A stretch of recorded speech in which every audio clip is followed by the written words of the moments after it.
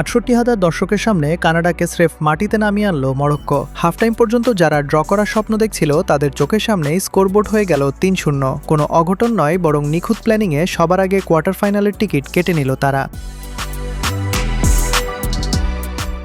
প্রথমার্ধ ছিল একদম গোলশূন্য। কানাডা ভেবেছিল ফিজিক্যাল গেম খেলে তারা আটকে দেবে মরক্কানদের। মাইকেল অলিভারের বাঁশি বাজার পর থেকেই মাঠের দখল নিয়ে স্নায়ুযুদ্ধ চলছিল, কিন্তু আসল ম্যাজিকের তো তখনও বাকি। ড্রেসিং রুম থেকে ফিরে মরক্কো যে কতটা ডেডলি হতে পারে সেটা বুঝতে কানাডার ডিফেন্সের সময় লেগেছে ঠিক ৫ মিনিট।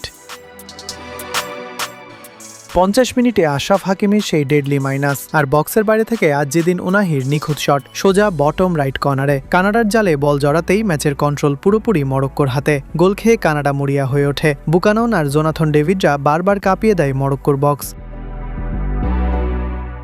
কিন্তু ইয়াসিন বোনোকে ফাঁকি দেওয়া কি এতই সহজ? কানাডার কাউন্টার অ্যাটাক সামলে ৮২ মিনিটে আবার সেই উনাহি। এবার ব্রাহিম দিয়াজের স্কোয়ার পাস থেকে ঠান্ডা মাথায় টপ কর্নারে ফিনিশ। আর ইনজুরি টাইমের ৯৮ মিনিটে দিয়াজের আরেকটা ম্যাজিক্যাল পাসে কানাডার কফিনে শেষ পেরেক ঠুকে দেন সোফিয়ান রাহিমি। ৩-০। ফুটবল মাঠের এমন নার্ভ ব্রেকিং ম্যাচের সব ট্যাকটিক্যাল আপডেট আর ইনসাইড স্টোরি মিস না করতে চাইলে এখনই সাবস্ক্রাইব করে রাখুন আমাদের চ্যানেলে। উনাহির জোড়া গোল আর ব্রাহিম দিয়াজের এই ডেডলি অ্যাসিস্ট কম্বিনেশন কি মরক্কোকে এবার ফাইনালে নিয়ে যেতে পারবে? আপনার ফুটবল ব্রেন কি বলছে?